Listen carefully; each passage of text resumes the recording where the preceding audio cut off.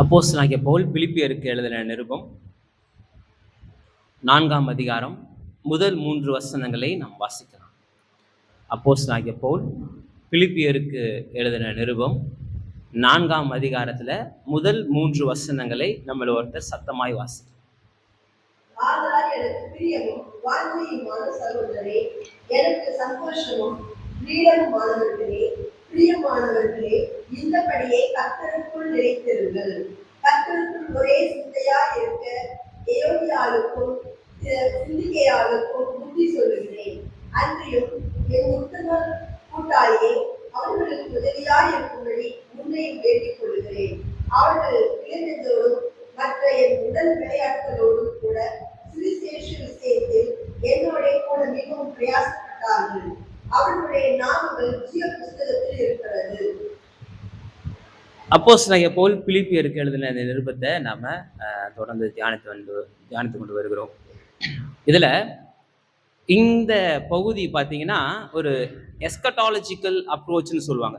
Eschatological approach அப்படின்னா ஒரு கடைசி காலத்தை குறித்ததான, பரலோகத்தை குறித்ததான, நித்திய வாழ்வை குறித்ததான ஒரு கண்ணோட்டத்தை இந்த இடங்களில் அப்போஸ்தலனாகிய பவுல் இந்த நிருபத்துல காண்பித்து கொடுக்கிறார். அவர் எல்லா நிருபங்களையும் எல்லா காரியங்களையும் செய்கிறாரு. இதுல குறிப்பா பார்த்தீங்கன்னா 3ஆம் அதிகாரத்துல அந்த கடைசி 2 வசனங்கள் 20ஆம் வசனம் 21ஆம் வசனம் பார்த்தீங்கன்னா, நம்முடைய குடியிருப்போ பரலோகத்தில் இருக்கிறது, அங்கே இருந்து கர்த்தராய் இருக்கிற இயேசு கிறிஸ்து எனும் இரட்சகர் வர எதிர்பார்த்து கொண்டு இருக்கிறோம். கிறிஸ்தவ நம்பிக்கையின் ஒரு பெரிய எதிர்பார்ப்பு என்னன்னு கேட்டீங்கன்னா, ஆண்டவருடைய வருகைக்காக நாம காத்திருக்கிறது தான். அதுதான் இங்க அவர் காமிச்சு கொடுத்துட்டு சொல்றாரு, அவர் எல்லாவற்றையும் தமக்கு கீழ்ப்படுத்திக் கொள்ளத்தக்கதாக தம்முடைய வல்லமையான செயலின்படியே நம்முடைய அற்பமான சரீரத்தை தம்முடைய மகிமையான சரீரத்திற்கு ஒப்பாக மறுரூபப்படுத்துவார். ஆண்டவருடைய சரீரத்திற்கு ஒப்பாக நம்முடைய சரீரம் மறுரூபம் அடையும் அப்படின்றத இங்க காமிச்சு கொடுக்குறாரு. நீங்க 1 யோவானின் புஸ்தகம் 3ஆம் அதிகாரம் 2ஆம் வசனத்துல நீங்க வாசிச்சு பார்த்தீங்கன்னா, பிரியமானவர்களே, இப்பொழுது தேவனுடைய பிள்ளைகளா இருக்கிறோம், இனி எவ்விதமா இருப்போம் என்று இன்னும் வெளிப்படவில்லை. ஆகிலும் அவர் வெளிப்படும் போது அவர் இருக்கிற வண்ணமாகவே நாம் அவரை தரிசிப்பதனால் அவருக்கு ஒப்பாய் இருப்போம் என்று அறிந்திருக்கிறோம் அப்படின்ட்டு யோவான் என்ன பண்றாரு, ஒரு பெரிய வெளிப்பாடை காமிச்சு கொடுக்குறாரு. அப்ப நம்மளை அவர் தம்மை போல மாற்றுகிறார் அப்படின்றதுதான் நம்ம கடைசியா நம்ம பார்த்து நிறைவு செய்தோம். இப்ப இந்த 4ஆம் அதிகாரத்துல பாத்தீங்கன்னா சில அறிவுரைகளை கொடுத்து ஆரம்பிக்கிறார். சில முக்கியமான அறிவுரைகளை கொடுத்து ஆரம்பிச்சுட்டு அந்த 3ஆம் வசனத்துல அவர் குறிப்பிட்ட அந்த ஒரு வார்த்தை என்னன்னா, ஜீவ புஸ்தகம். இந்த ஜீவ புஸ்தகத்தை குறித்துதான காரியங்களை இந்த ஜனங்கள் அறிந்திருக்க வேண்டும் அப்படின்ட்டு அப்போஸ்தலனாகிய பவுல் விரும்புகிறார். ஜீவ புஸ்தகத்தை குறித்துதான காரியங்களை தெரிஞ்சிருக்கணும். ஏன்னா அன்னைக்கு ஒரு ஒரு லெட்டர் எழுதுறாங்க அப்படின்னா எப்படி அந்த லெட்டரை அவங்க வியாக்கியானம் செய்வாங்க அப்படின்ட்டு நம்மளால ஒரு ஒரு கன்க்ளூஷனுக்கு வர முடியுது. ஆதி திருச்சபை நாட்கள்ல இருந்த சில திருச்சபை பிதாக்கள் எழுதின சில செர்மன்ஸ், அவங்க எழுதின பிரசங்கங்கள், அவங்க பிரசங்கித்த விதம், அவங்க கர்த்தரை புரிந்து கொண்ட விதம், இதெல்லாம் பார்க்கும் பொழுது அவங்க ஆதி அப்போஸ்தலர்கள் மூலமாய் பெற்றுக்கொண்ட உபதேசங்களை எப்படி அவங்க வியாக்கியானிச்சிருப்பாங்கன்ட்டு நம்மளால என்ன பண்ண முடியுது, ஒரு கன்க்ளூஷனுக்கு வர முடியுது. நம்மளால அதை புரிந்து கொள்ள முடியுது. நமக்கு அவங்களுக்கும் கிட்டத்தட்ட 2000 வருஷம் கேப் இருந்தா கூட நம்மளால ஒரு சில காரியங்கள் புரிந்து கொள்ள முடியுது. எப்படின்னா, உதாரணத்துக்கு இப்ப இந்த லெட்டர் எழுதுறாரு. இப்ப இந்த லெட்டர்ல எழுதிட்டே வரும்போது இந்த இடத்துல சொல்றாரு, ஜீவ புஸ்தகத்தில் இருக்கிறது அப்படின்ட்டு அது ஒரு வார்த்தையை படிச்சோம். நம்ம என்ன பண்ணுவாங்க, ஜீவ புஸ்தகம்னா என்ன, ஜீவ புஸ்தகம்னா அது எங்க இருக்கு, அது இங்க பூமியில இருக்கா, பரலோகத்துல இருக்கா, அது யார் எழுதுனது, அப்ப எப்ப எழுதுச்சு, இப்படி நிறைய கேள்விகளை அவங்க கேட்பாங்களாம். இப்படி நிறைய கேள்விகள் அவங்க மனதுல தோன்றும். இப்படிப்பட்ட கேள்விகளை அவங்க கேட்டு கேட்டு கேட்டுதான் அவங்க தெளிவடைஞ்சிருக்காங்க. இது நமக்கு ஒரு பெரிய பாடம். நம்மளும் வேதத்தை நிறைய கொஸ்டின் பண்ணணும். எப்போதுமே கொஸ்டின் பண்ணணும். அது ஐயோ இது பரிசுத்தமான புத்தகம், இது எப்படி நீங்க கொஸ்டின் பண்ணலாம் அப்படின்ட்டு சொல்லக்கூடாது. இதை கொஸ்டின் பண்ணணும். ஏன் இந்த இடத்துல இப்படி போட்டிருக்கு, இது ஏன் இந்த இடத்துல இப்படி சொல்லியிருக்கு, இதுல என்ன சொல்ல வந்திருக்கு அப்படின்ற கேள்வி உங்களுக்கு எழும்பணும். கேள்வி எழும்பதான் நீங்க கர்த்தருடைய வார்த்தையை அதிகமா இங்க கற்றுக்கொள்ள முடியும். அதனால கேள்வி எழும்புகிறது தப்பே கிடையாது. பிரசங்கிக்கும் போது கூட பிரசங்கத்தை கேட்கும் போது ஏன் இந்த இடத்துல இந்த ஊழியக்காரர் இதை சொன்னாரு, இது சொன்னது சரிதானா, இது தவறா, இல்ல வேதத்துல இது இருக்குதா, வேதம் இப்படிதான் போதிக்குதா, வேத சத்தியம் இதான் இருக்குதா அப்படின்ற காரியங்களை நீங்க நிதானித்தறிய கர்த்தருடைய ஆவியானவர் உங்களுக்கு உதவி செய்கிறவரா இருக்கிறார். இங்க இந்த எஸ்கட்டாலஜிக்கல் அப்ரோச்னு சொன்னேன். இந்த கர்த்தருடைய வருகையை குறித்ததான காரியங்களை ஆரம்பிச்சுட்டு ஜீவ புஸ்தகத்தை பத்தி இந்த இடத்துல முடிக்கிறாரு. இந்த 4ஆம் அதிகாரத்தினுடைய 3ஆம் வசனத்துல பாத்தீங்கன்னா ஜீவ புஸ்தகம்ன்ற வார்த்தை இருக்கிறதுனால இதுல அவர் என்னென்ன அறிவுரை குறிப்பிட்டிருக்கிறாரோ அதை நம்ம மறுபடியும் கர்த்தருக்கு சித்தமா இருந்தா நம்ம மறுபடியும் வர வாரங்கள்ல அதை நம்ம பார்க்க போறோம். என்னன்னு பாத்தீங்கன்னா, பிரியமும் வாஞ்சியுமான சகோதரரே, அவங்கள வந்து அந்த ஊழியக்காரனுக்கு பிரியமான ஒரு சபை மக்களாக இருந்திருக்காங்க. ஏன்ட்டு நான் உங்களுக்கு நிறைய காலகட்டத்தில் சொல்லியிருக்கேன். அவங்க வந்து ஒரு ஐரோப்பா மக்கதோனியாவினுடைய நகரம் அது. அதுல பாத்தீங்கன்னா ஒரு செல்வ செழிப்பான ஒரு நகரத்துல செல்வ செழிப்பான ஒரு பின்னணியில வாழ்ந்த மக்கள் அவங்க. ஆனா என்றைக்கு ஆண்டவரை ஏற்றுக்கொண்டாங்களோ அன்றைக்கு தங்களுடைய எல்லா மேன்மைகளையும் ரோம குடியுரிமை ஸ்லாக்கியத்தையும் எல்லாவற்றையும் அவங்க இழந்து ரொம்ப கஷ்டப்பட்டாங்க. ஆனாலும் அவங்களுடைய இந்த கடினமான காலகட்டத்திலையும் சுவிசேஷம் பரவணுன்ற அந்த ஒரு வாஞ்சையில அவங்க பயங்கரமா செயல்பட்டாங்க. அப்படின்ற காரியங்களை நம்ம இந்த இன்ட்ரோடக்ஷன்ஸ்லாம் நம்ம நிறைய காரியங்கள் பார்த்துட்டோம். பிலிப்பியருக்கு நிருபத்துல இந்த 1ஆம் அதிகாரத்துல அதனுடைய இன்ட்ரோடக்ஷன் படிக்கும்போது நம்ம பார்த்துருவோம். இப்போ 4ஆம் அதிகாரம் வந்துட்டோம். கொஞ்சம் வருஷங்கள் ஆயிடுச்சு, இருந்தாலும் கொஞ்சம் கொஞ்சமா நம்ம பார்த்து இப்ப 4ஆம் அதிகாரத்துல வந்துட்டோம். கர்த்தருடைய ஆவியானவர் நமக்கு வழிநடத்தி கொண்டு வந்திருக்கிறார். அப்ப இங்க பாருங்க, அந்த ஜனங்களை பார்த்து பிரியமும் வாஞ்சியுமான சகோதரர். அப்ப கர்த்தருடைய தரிசனத்துல இருக்கிற ஊழியத்திற்கு நாம பிரியமா இருக்கிறோமா? அப்பேற்பட்ட ஊழியத்துல நம்ம வாஞ்சியா இருக்கிறோமா? கர்த்தருடைய காரியங்களுக்கு நாம எந்த அளவுக்கு வாஞ்சியா இருக்கிறோம்? அது ரொம்ப ரொம்ப முக்கியம். சொல்லிட்டு, எனக்கு சந்தோஷமும் கிரீடமுமானவர்களே. தேவனுடைய சமூகத்துல நிற்கும் பொழுது, ஒரு ஊழியக்காரன் நிற்கும் பொழுது, அந்த ஊழியக்காரனுக்கு இருக்கிறதுலயே பெஸ்ட் அனுபவம் என்னன்னா, ஆண்டவருடைய பிரசன்னத்தில் நிற்கும் பொழுது ஏற்படுகிற மகிழ்ச்சி ஒன்று இருக்கும். அதை விவரிக்க வார்த்தைகளால முடியவே முடியாது. வார்த்தைகளால் அதை விவரிக்கவே முடியாது. அதை அனுபவிச்சவங்களுக்கு தான் தெரியும். அதுவும் குறிப்பா ஊழியம் செய்கிறவங்களுக்கு தேவனுடைய பிரசன்னத்தில் நிற்கும் பொழுது ஒரு அளவற்ற ஒரு மகிழ்ச்சி உண்டாகும். இந்த மகிழ்ச்சி எப்ப அதிகமா பெருகும் அப்படின்னு பாத்தீங்கன்னா, அவர்களால வழி நடத்தப்படுகிற கர்த்தருடைய பிள்ளைங்க, அவர்கள் மூலமா கர்த்தருடைய வார்த்தையை கேட்கிறவங்க ஆவிக்குரிய ஜீவியத்துல வளர்கிறத அவங்க காணும் பொழுது, ஆவிக்குரிய ஜீவியத்துல அவங்க மெருகேறி அவங்க வந்து ஒரு மிகப்பெரிய ஒரு நிலையை அடையிறத காணும் பொழுது உண்மையான ஒவ்வொரு ஊழியக்காரங்களும் சந்தோஷப்படுவாங்க. இதுதான் கிரீடம், இதுதான் சந்தோஷம்.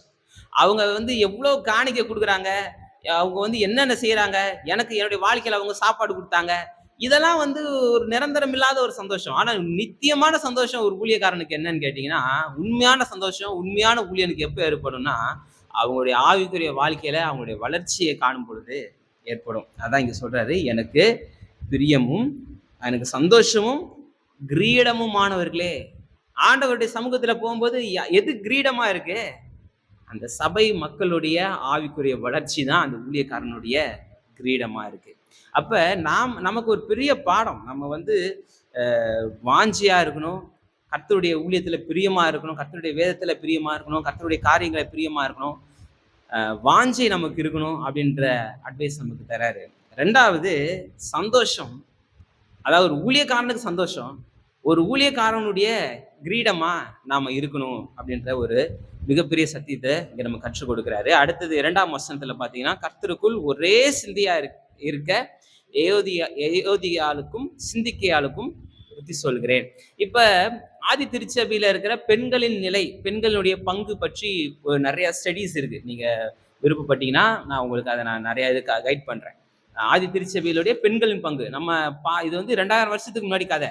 மறுபடியும் சொல்றேன். பெண்களுடைய பங்கு, பெண்களுடைய அப்ரோச்சஸ், பெண்களுக்கான முன்னுரிமை கொடுக்கிறது, இதெல்லாம் வந்து சபை தடுத்துருச்சு அப்படின்ற ஒரு பெரிய ஒரு மெத்து வந்து இருக்கு. ஆனா அப்படிலாம் கிடையாது. ஆதி திருச்சபையில பெண்களுடைய பங்குன்றது அதிகமா இருந்துச்சு. பயங்கரமா இருந்துச்சு. அநேக காரியங்கள் இருந்துச்சு. நெறைய நேரத்துல கேட்கலாம், ஆதி திருச்சபையில ஒரு பெண்களுடைய பேரே பயன்படுத்தப்படல. ஆண்கள் பேர் தான் அதிகமா பயன்படுத்தப்படுது. ஆண்களுடைய காரியங்கள் தான் அதிகமா இருக்கு. ஆண்கள் தான் தலைவர்களா இருக்கிறாங்க. பெண் தலைவர்களே எழும்பல அப்படின்ற ஒரு குற்றச்சாட்டு எழும்புது. அது ஏன்னா, அங்க அன்னைக்கு இருந்த அந்த காலகட்டத்தினுடைய சூழ்நிலை. அந்த இப்ப இயேசு கிறிஸ்து ஏன் திருமணம் பண்ணாம இருந்தாரு? இயேசு கிறிஸ்து ஏன்னா அவர் வந்து 3 1/2 வருடங்கள் தான் அவருடைய அந்த ஊழியம். 33 வருடங்கள்ல கரெக்ட்டா 30 வயசு ஆனதுக்கப்புறம் அவங்க அந்த கலாச்சாரத்தின்படி சில அவங்க வாழ்க்கைய அவங்க தேர்ந்தெடுக்கலாம். ஆனா அவர் வந்து ஒரு ரபியா, அவர் வந்து ரபியை போன்ற காமிச்சுக்கிறாரு. ஆனா அவர் வந்து கிறிஸ்து, அவர் வந்து மேசியா, வெளிப்பட்ட ஆண்டவராகிய இயேசு கிறிஸ்து. அவர் போயிருவாருன்னு தெரியும். அப்போ வந்து அதனால தான் அந்த மாதிரியான ஒரு ஒரு இதெல்லாம் வந்து அங்க தோணவே இல்ல. அது பத்தி நம்ம அந்த டாக் வரவே இல்ல. இப்ப சீஷர்கள் திருமணம் பண்ணிக்கிட்டாங்களான்னு கேட்டா, கண்டிப்பா திருமணம் பண்ணிக்கிட்டாங்க. பேதுரு வந்து திருமணம் பண்ணவர் தான். அப்போஸ்தலனாகிய பவுல் வந்து சொல்றாரு, கேபாவை போல மனைவியாகிய சகோதரியை கூட்டிக் கொண்டு போறதுக்கு எங்களுக்கு முடியல. ஏன்னா சில நேரத்துல என்ன ஆகுதுன்னா, அவங்க வந்து நெறைய பிரயாணம் பண்றாங்க. ஒரே இடத்துல வாழ முடியல, ஒரே இடத்துல தங்க முடியல. ஆபத்துகள் அதிகமா இருந்துச்சு. அதனால அவங்க என்ன பண்ணிக்கல, நெறைய பேர் திருமணம் பண்ணிக்கல. ஆனா சில பேர் என்ன பண்ணிக்கிட்டாங்க, திருமணம் பண்ணிக்கிட்டாங்க. பேதுரு திருமணம் பண்ணவர் தான். அது மாரி நெறைய காரியங்கள் நம்ம வந்து இருக்கு. பேதுருவின் மாமியின் வீட்டு, அதாவது அவங்க அவங்க அந்த பேதுருவின் மனைவியின் வீட்டுக்குள்ள இயேசு கிறிஸ்து வந்து அவங்க பேதுருடைய மாமியாருக்கு வந்து இயேசு கிறிஸ்து சுகம் கொடுத்தாருன்றதை நம்ம சுவிசேஷ புஸ்தகங்கள்ல நம்ம வாசிக்கிறோம். அப்ப திருமணம் ஏன் பண்ணிக்கலன்றதுக்கான ரீசன் என்ன அப்படின்னு பாத்தீங்கன்னா, அவங்களுடைய ஊழியத்தின் நிமித்தமா அவங்க என்ன பண்ணிக்கல, திருமணம் பண்ணிக்கல. அவங்க வந்து நிறைய இடங்களுக்கு பிரயாணம் பண்ண வேண்டியது இருந்துச்சு. ஒரு இடத்துல நிலையா இருக்க முடியல. இன்னொன்னு, உயிருக்கு உத்தரவாதமே இல்லை. அவங்க எந்த நேரத்துல மறிப்பாங்கன்னு அவங்களுக்கே தெரியாது. அப்படி இருக்கும் பொழுது மற்றதை பற்றி அவங்களுக்கு யோசிக்க அவங்களுக்கு முடியல. அதனால சில பெண்களை வந்து முன்னிறுத்த என்ன பண்ண மாட்டாங்க, விரும்பல. இப்ப நம்ம கூட பாத்தீங்கன்னா ஒரு பெரிய கடினமான ஒரு சூழ்நிலை வருது. நம்ம வீட்டுல இருக்கிற பெண்களை கொண்டு போயிட்டு முன்னாடி நிறுத்த மாட்டோம். நம்ம தான் என்ன பண்ணுவோம், முன்னாடி நின்று தற்காப்போம். நம்ம தான் அதனுடைய ஆபத்துக்கு அப்படின்னா நம்ம தானே பண்ணுவோம், இது பண்ணுவோம். ஒரு பெரிய பாம்பு வந்துருச்சு, வீட்டுல இருக்க லேடிஸ்ட போயிட்டு குச்சியை கொடுத்துருந்தா அதான் அடிச்சுட்டு வா அப்படின்னு சொல்ல மாட்டோம். நம்ம தானே பண்ணுவோம், போயிட்டு அடிப்போம். அது முன்னாடி அந்த ரெஸ்பான்சிபிலிட்டி எடுத்துப்போம். அந்த மாதிரியான ரெஸ்பான்சிபிலிட்டி எடுத்ததுதான் அந்த அந்த காரியங்கள்ல வந்ததே தவிர, பெண்கள் அங்க பங்கே கிடையாதுன்னு கிடையாது. பெண்கள் நிறைய பங்கு இருக்கு. நம்ம பிலிப்பிய திருச்சபையில அப்போஸ்தலர் நடவடிக்கைகள் 16ஆம் அதிகாரத்துல கூட பாத்தீங்கன்னா, முதலாவது அந்த லீதியாள்ன்ற பெண் தான் ரட்சிக்கப்படுறாங்க. அடுத்தது பாத்தீங்கன்னா, அங்க இருக்கிற குறி சொல்லுகிற ஆவியுடைய ஒரு பெண் ரட்சிக்கப்படுறாங்க. இப்படி அந்த குறிப்பா அந்த பிலிப்பிய திருச்சபையில பெண்களுடைய பங்குன்றது அதிகமா இருந்துச்சு. அதுல 2 பேர் தான் இந்த ஏதிக்கால், சிந்திக்கையாள் அப்படின்ற 2 பேர் இருந்தாங்க. இவங்களுடைய பங்கு எந்த அளவுக்கு இருந்துச்சுன்னா, இவங்களுக்கு இடையேயான அந்த ஒற்றுமை இல்லாமை வந்து இந்த சபையின் வளர்ச்சிய கொஞ்சம் குறைக்குது. அந்த வளர்ச்சியின் ஓட்டத்தை கட்டுப்படுத்துது. ஒரு அதிகாரம் இல்லாத ஒரு நபர்கள் வந்து ஒரு பிரச்சனை வந்து ஒரு சபையின் வளர்ச்சியை பாதிக்குமா அப்படின்னு கேட்டா சந்தேகம் தான். ஆனா இங்க வந்து இந்த பெண்களுடைய அதிகாரம் எப்படிப்பட்டதா இருந்துச்சு, இவர்களுக்கு இடையேயான அந்த முரண்பாடு வந்து சபையின் ஓட்டத்தையே என்ன பண்ணுச்சு, கொஞ்சம் டவுன் பண்ணுது. அதனாலதான் இவர் வந்து என்ன புத்தி சொல்றாரு, எப்படி புத்தி சொல்றாரு பாருங்க. 2ஆம் வசனத்துல, கர்த்தருக்குள் ஒரே சிந்தையா இருக்க ஏதிக்கையாளுக்கும் சிந்திக்கையாளுக்கும் நானு புத்தி சொல்றேன், நீங்க ஒரே சிந்தையா இருங்க. இப்ப நமக்கான அட்வைஸ் என்னன்னா, சபைன்றது ஒரே சிந்தையாக இருக்க வேண்டியது. சபைன்றது சரீரம். இந்த சரீரத்திற்கு தலை கிறிஸ்து. நாம் எல்லாரும் அவயங்கள். இதுல யாரு பெரியவங்க யாரு சிறியவங்கன்றதே கிடையாது. யாரு வந்து உயர்வானவங்க யாரு தாழ்வானவங்கன்னு கிடையாது. யாரு மேல நிக்கிறாங்க யாரு கீழே நிக்கிறாங்கன்னே கிடையாது. ஒரு சரீரத்துல கை எவ்வளவு முக்கியமோ அதே போல கால்கள் முக்கியம். அதே போல உடம்புல இருக்கிற ஒவ்வொரு அவயங்களும் முக்கியம். இந்த அவயங்கள்லாம் ஒரே ஒத்திசைந்து ஒன்றா இருந்தாதான் ஒரு சரீரத்தினுடைய முழுமையான அந்த செயல்பாடுன்றது நிறைவேறும். இப்ப நான் பிரசங்கிக்கணும் அப்படின்ட்டு நான் நிக்கிறேன், என்னுடைய மூளை கட்டளையிடுது, பேசணும்னு கட்டளையிடுது. இந்த தலை சொல்லுகிற காரியங்களை என் வாய் என்ன பண்ணணும், கேட்கணும். என் காது கேட்கணும், என் மூக்கு கேட்கணும், என் கைகள் கேட்கணும், என் கால்கள் கேட்கணும். இப்படி இந்த இந்த பிரசங்கிக்கணும்ன்ற இந்த ஒரு செயலுக்கு என்னுடைய சரீரத்தின் அவயங்கள் எல்லாமே என்ன பண்ணணும், ஒத்திசைந்து அதனுடைய வேலையை செய்யணும். நான் பெரியவன், நான் சின்னவன் கிடையாது. கை பத்தியா முன்னாடி நின்று ஆட்டி ஆட்டி இருக்கிற, நீ பத்தியா கால் உனக்கு இருக்கிற இடமே தெரியல அப்படின்ட்டு கையை வந்து காலை பார்த்து சொல்லக்கூடாது. ஏன்னா கால் இல்லைன்னா என்ன பண்ணாது, சரீரம் நிக்காது. அப்ப கால் வந்து நான் தான் பத்தியா உன்னை எல்லாத்தையும் நான் தான் தாங்கிட்டு இருக்கேன், எனக்கு எந்த விதமான ரெகக்னேஷனும் கிடைக்கல அப்படின்ட்டு கால் என்ன பண்ணக்கூடாது, சொல்லக்கூடாது. இப்படி எல்லாமே ஒரே சிந்தையா இருக்கும் பொழுது அந்த சபை என்ன பண்ணும், வளர்ச்சி அடையும். கிறிஸ்து எனும் தலை கட்டளையிடுகிற காரியங்களை சபை வந்து ஒத்திசைந்து நாம முன்னெடுத்துட்டு போக வேண்டிய அவசியம் இருக்கு. இந்த ரெண்டு காரியங்களை அட்வைஸா நமக்கு கொடுக்குற 2 வசனங்களை சொல்லிட்டு இருக்கிறாரு. 3ஆம் வசனத்துல பாத்தீங்கன்னா, என் உத்தம கூட்டாளியே, காம்ரேடுன்னு சில மொழிபெயர்ப்புகள் மொழிபெயர்க்கிறாங்க. காம்ரேட் கூட்டாளியே அப்படின்றாரு. கம்யூனிஸ்ட்லாம் சொல்லுவாங்க காம்ரேட்னு வாங்க தெரியுமா, அந்த வார்த்தையை அப்படியே பயன்படுத்துறாங்க இந்த இடத்துல. உத்தம கூட்டாளியே, அது யாருன்னு தான் தெரியல. அந்த பேர் இங்க மென்ஷன் பண்ணல. அவர்களுக்கு உதவியா இருக்கும்படி உன்னையும் வேண்டிக் கொள்கிறேன். அவர்கள் கிளமந்தோடும் மற்ற என் உடன் வேலையாட்களோடும் கூட சுவிசேஷ விஷயத்தில் என்னோடு கூட மிகவும் பிரயாசப்பட்டார்கள். இப்ப சுவிசேஷ விஷயத்துல ஒரு சபை பிரயாசப்பட வேண்டிய அவசியம் இருக்கு. சுவிசேஷ பிரசங்கிக்கப்படணும் அப்படின்ற வாஞ்சை என்ன எங்க தேவை இருக்கு, சபைக்கு தேவை இருக்கு. சபையில இருக்கிறவங்க என்ன பண்ணணும், சர்ச்சுக்கு வாங்க, சர்ச்சுக்கு வாங்க, நீங்க வந்து சபைக்கு வந்து கர்த்தருடைய வார்த்தை கேளுங்க, கர்த்தரை ஆராதிங்க அப்படின்ற சுவிசேஷத்தை பிரசங்கிக்க வேண்டிய கடமை ஊழியக்காரனுக்கு மட்டும் இல்ல, ஆண்டவரை ஏற்றுக்கொண்ட ஒவ்வொரு விசுவாசிகளுக்கும் இந்த கடமை இருக்கு.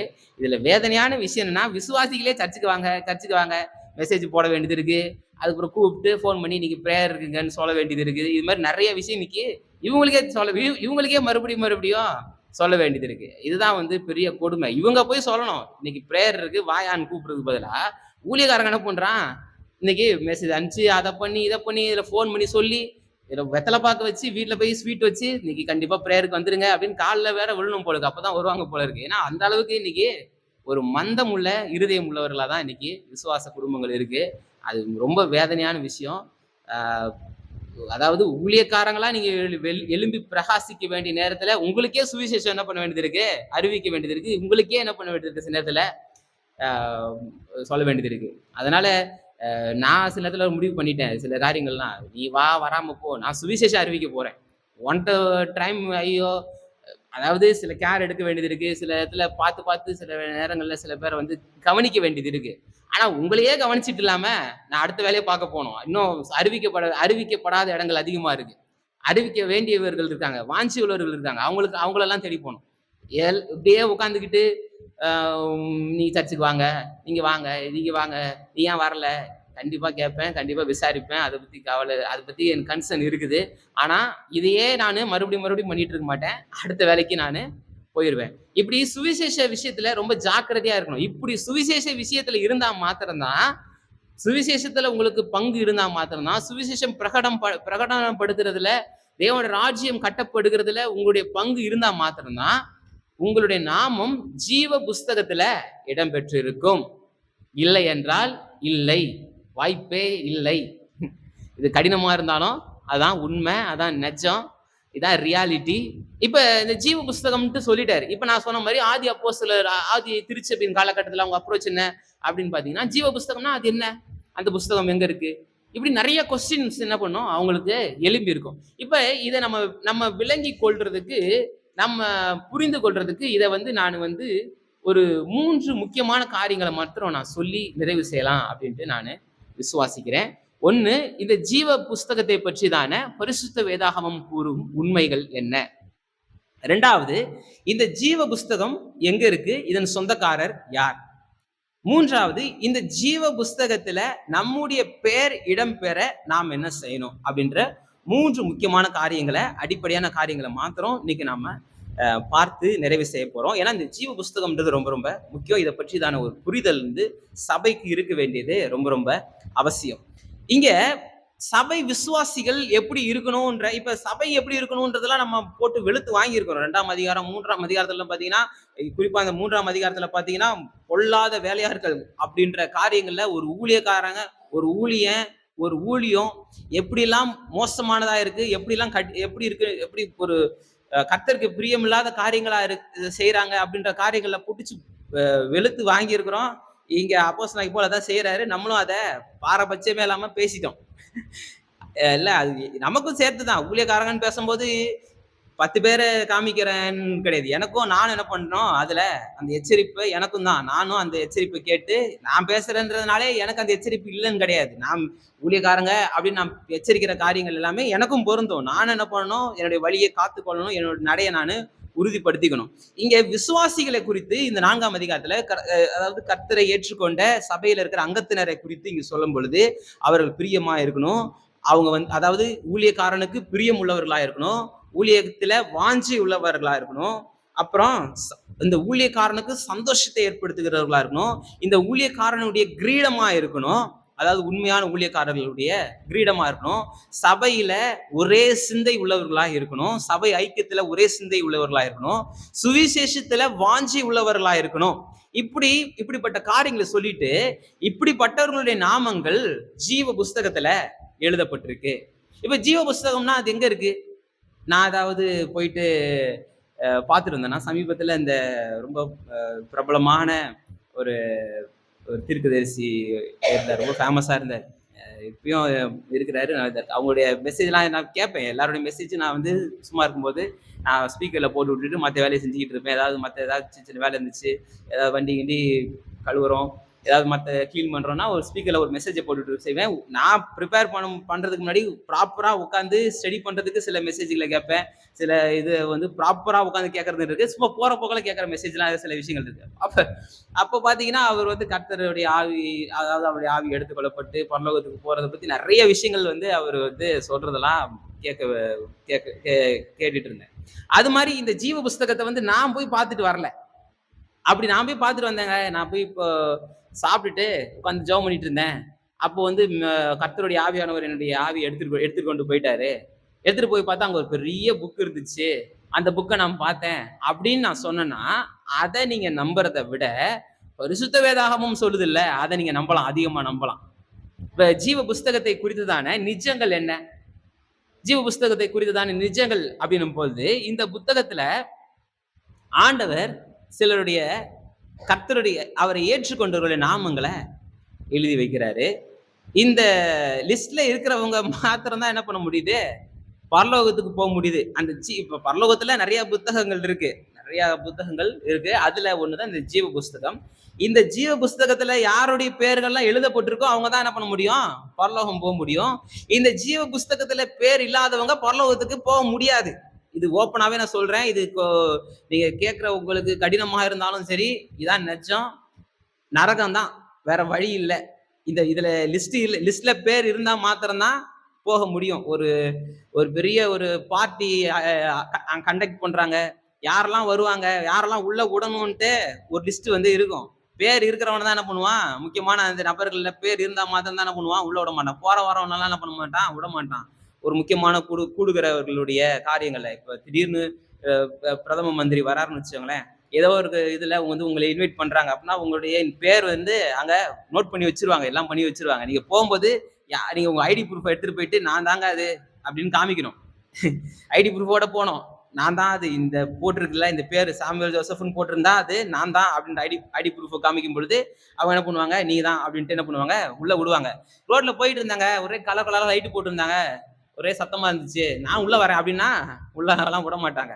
இங்கேயே அப்படின்னா பரலோகம் இதோட ரொம்ப ஸ்ட்ரிக்டான பிளேஸ், ரொம்ப இதோட பரிசுத்தமான பிளேஸ், இதோட ரொம்ப பெரிய பிளேஸ், பெரிய ஆள் இருக்கிறாரு. உலகத்தின் உண்டாக்குனவர், சர்வத்தையும் சிருஷ்டித்தவர் அங்க இருக்கிறாரு. அந்த ஆட்டுக்குட்டியானவருடைய வீடு அது. அந்த இடத்துல வானம் அவருடைய சிங்காசனமா இருக்கு. அவர் அங்க வாசம் செய்கிறவரா இருக்கிறாரு. அவர் அங்க இருக்கிறாரு. அங்க போறதுக்கு பேர் லிஸ்ட்ல இருக்கணும். நரகம்னோடனே அது எண்ணெய் சட்டியில போட்டு வருகிற இடம்ன்ட்டு நினைச்சுக்க கூடாது. அது அதை விட ரொம்ப கொடுமையானது. நம்மளுடைய மிக பெரிய மோசமான எதிரிக்கு கூட வரக்கூடாத ஒரு நிலை தான் அந்த நரகம்ன்ற நிலை. இது ரொம்ப ரொம்ப டேஞ்சரஸ் பிளேஸ். அதை பெருசா எடுத்துக்காமலாம் இருக்காதீங்க. அது ரொம்ப டேஞ்சரஸ். அது ஒரு ஊழியக்காரர் சொன்னாரு, அது நரகம் வாட் இஸ் ஹெல் அப்படின்ட்டு அவர்கிட்ட கேட்கறாங்க, கொஸ்டின் கேட்கறாங்க. அப்போ சொன்னாரு பாருங்க, சூப்பரா சொன்னார். நிறைய பேரோட எக்ஸ்பிளனேஷன்ஸ் எல்லாம் படிச்சுட்டு இருந்தேன். அதுல அவர் ஒருத்தர் சொன்னது பயங்கரமா இருந்துச்சு. Hell is the garbage dump of the universe. இந்த யூனிவர்ஸ்ல இருக்கிற ஒரு குப்பை தொட்டி தான் நரகம் அப்படின்னாரு. எனக்கு அந்த எக்ஸ்பிளனேஷன் ரொம்ப பிடிச்சிருந்துச்சு. அது தேவையில்லாத இந்த யூனிவர்ஸ்ல இப்ப குப்பை தொட்டில என்ன இருக்கும்? இருக்கிறதுலயே ரொம்ப ப்ரெஷியஸான ரொம்ப முக்கியமான பொருட்களை வந்து நம்ம குப்பை தொட்டில போட்டு வைப்போமா? நம்ம குப்பை தொட்டில போடுறோம்னா அது தேவையில்ல. யூஸே கிடையாது. அது இனிமே நமக்கு பயன்படாது. அது தேவையில்லாத பொருட்கள் தான் என்ன பண்ணுவோம்? குப்பை தொட்டில போடுவோம். சொல்றாரு நரகம்ன்றது இந்த பிரபஞ்சத்தின் குப்பை தொட்டின்றாரு. இங்க என்ன விஷயம்னா, கர்த்தரால் புறக்கணிக்கப்பட்டவர்கள் அப்படின்றத விட கர்த்தரை புறக்கணித்தவர்கள் அங்க இருக்கிறாங்க.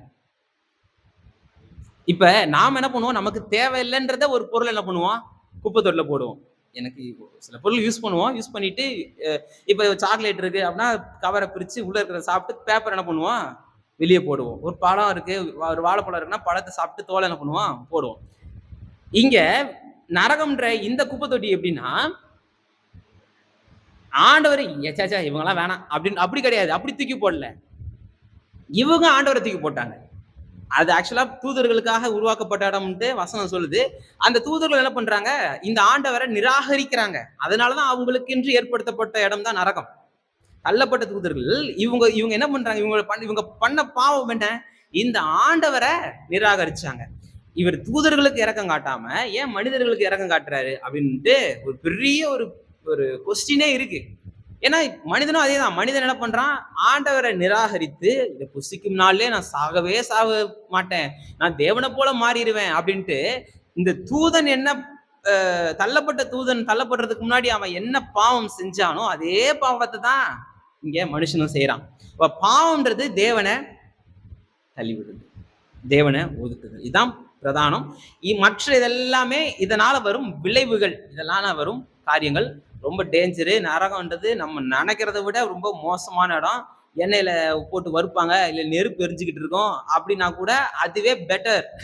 நரகம்ன்றது அதை விட ரொம்ப டேஞ்சர்.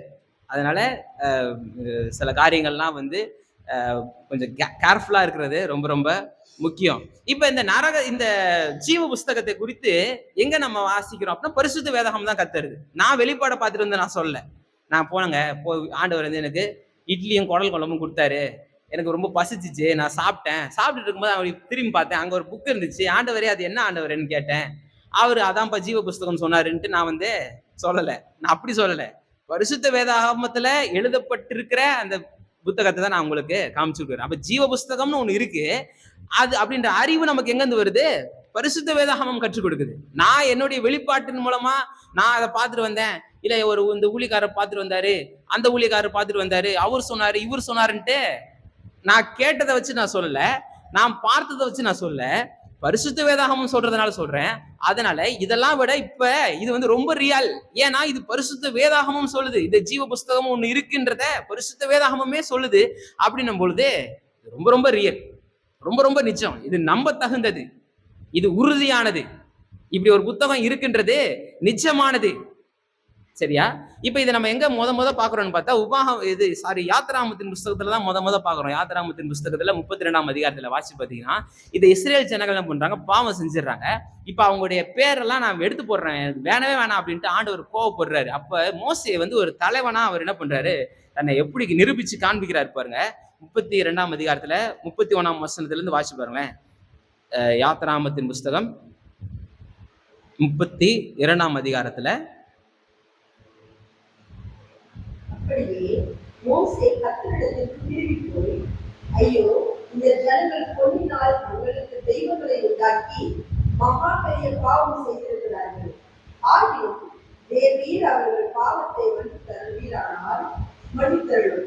இல்லாவிட்டால் நீர் எழுதின உம்முடைய புஸ்தகத்திலிருந்து என் பெயரை திருப்பிக் கொள் என்றார். நீர் எழுதின உம்முடைய புஸ்தகத்திலிருந்து என்னுடைய பேரை கிறுக்கி போடுறோம், எடுத்துருங்க, அடிச்சிருங்க.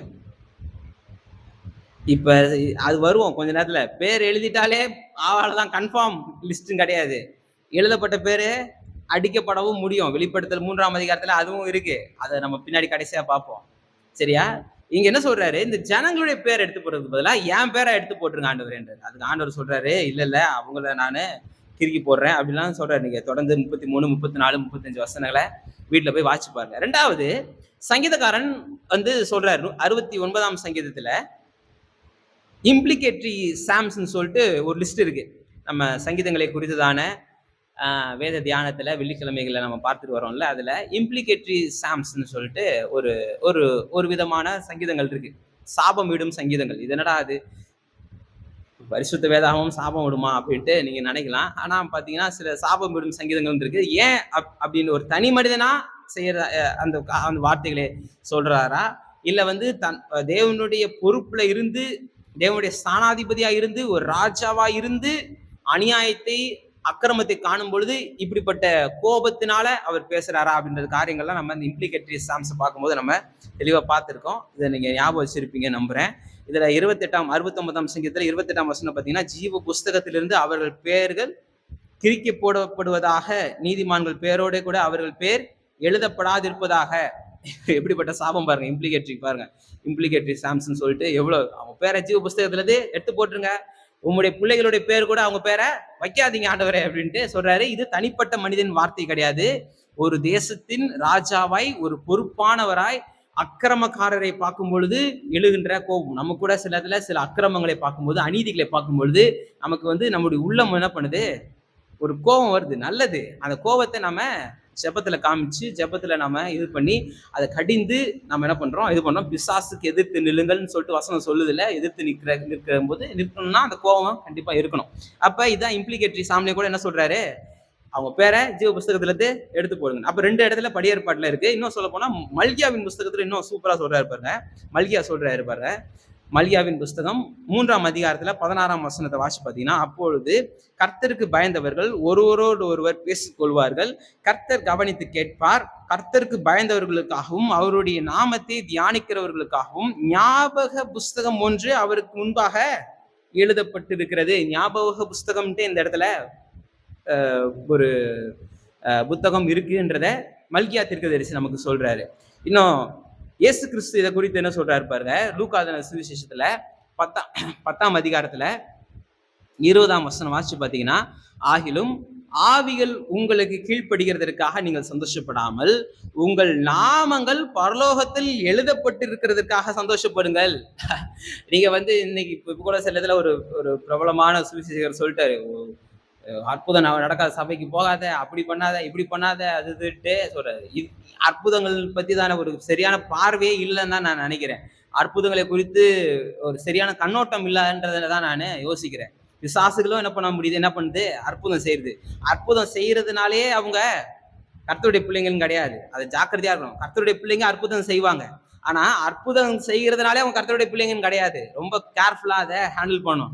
பிசாசு உன் பேச்ச கேக்குதா, நான் சொன்னா பிசாசு ஓடுதுடா அப்படின்றதுனால சந்தோஷப்படாதப்பா. உன் பேரு பரலோகத்துல எழுதப்பட்டிருக்கான்னு பாரு, எழுதப்பட்டிருந்தா சந்தோஷப்படு. நீ பிசாசு ஓடுறதுனாலே உன் பேரு பரலோகத்துல எழுதப்பட்டிருக்குன்னு நினைச்சிடாத. வசனம் சொல்லுது, நான் சொல்லப்பா, வசனம் சொல்லுது. அப்படிதான் வசனம் நமக்கு போதிக்குது. இதை குறித்து ரொம்ப டீப்பா நான் போக வேண்டாம்னு நினைக்கிறேன். நிறைய விஷயங்கள் நம்ம பேசிட்டோம். வரக்கூடிய காலங்களில் கர்த்தருக்கு சித்தமா தான் இது குறித்து இன்னும் கூட நான் சொல்றேன். எப்படி ஏன்னா அது வந்து நமக்கு அதிகாரம். பிசாசுகளை துரத்துவீர்கள்னு சொன்னது கர்த்தர் நமக்கு கொடுத்த அதிகாரம். இதெல்லாம் ரொம்ப பேசிக்ஸ். இது வந்து பெரிய ஆவிக்குரிய நிலை கிடையாது. நான் எதுக்கு சந்தோஷப்படணும், என் பேரு பரலோகத்துல இருக்கு அப்படின்றத குறிச்சுதான் நம்ம சந்தோஷப்படணுமே தவிர, நான் ஒருத்தர் மேல தலையில கை வச்சு அவன் 10 அடி தாண்டி விழுறான், நான் வந்து ஒரு பேப்பரை கொடுத்தாலே அந்த பேப்பரை தொட்டவன் பறந்து போவான், நான் வந்து ஒருத்தனை குறித்து எல்லா காரியங்களையும் வெளிப்படுத்தி சொல்லிடுவேன், நான் வந்து ஒரு வரம் பெற்ற தேவதாசன், இதை குறிச்செல்லாம் ஒரு மேன்மையும் கிடையாது, ஒரு மண்ணும் கிடையாது. இதெல்லாம் வந்து ஒரு விஷயத்துக்கும் உதவாது. இதெல்லாம் வந்து பரலோகம் கூட்டு போய் சேர்க்காது. ஒன்னே ஒண்ணுதான், கர்த்தருடைய சித்தத்தை செஞ்சா மாத்திரம்தான் பரலோகம் போக முடியும். ஜாக்கிரதையா இருக்கணும். சரியா? ஜாக்கிரதையா நம்ம கேர்ஃபுல்லா இருக்கணும். ஆண்டவரே நாமத்தினால அதை செஞ்சோம், இதை செஞ்சோம், அப்படி பண்ணோம், இப்படி பண்ணோம்னா அக்கிரம செய்கைக்காரரே கர்த்தர் என்ன பண்ணுவாரு, உன் பேரே இல்ல போடா அப்படின்ட்டு துரத்தி விட்டு போயிட்டே இருப்பாரு. அதனால ரொம்ப கேர்ஃபுல்லா நம்ம இருக்க வேண்டிய அவசியம் இருக்கு. அப்ப எதுக்கு சந்தோஷப்படுங்க, உங்க பேரு பரலோகத்துல இருக்கிறதுனால சந்தோஷப்படுங்க. நீங்க பெற்ற அதிகாரத்து நிமித்தமா சந்தோஷப்படாதீங்க, நீங்க பெற்ற ஆசீர்வாதத்து நிமித்தமா சந்தோஷப்படாதீங்க. இதெல்லாம் சந்தோஷம் படாதீங்கன்னா இதெல்லாம் துக்கப்படுங்கன்னு நான் சொல்ல வரல. ஐயோ நான் வந்து இவ்வளவு ஆசீர்வதிக்கப்படுறேன், என்னால கர்த்தர் என்னை பயன்படுத்துறாரு, இதெல்லாம் குறித்து நான் சந்தோஷப்படக்கூடாது அப்படி சொல்ல வரல.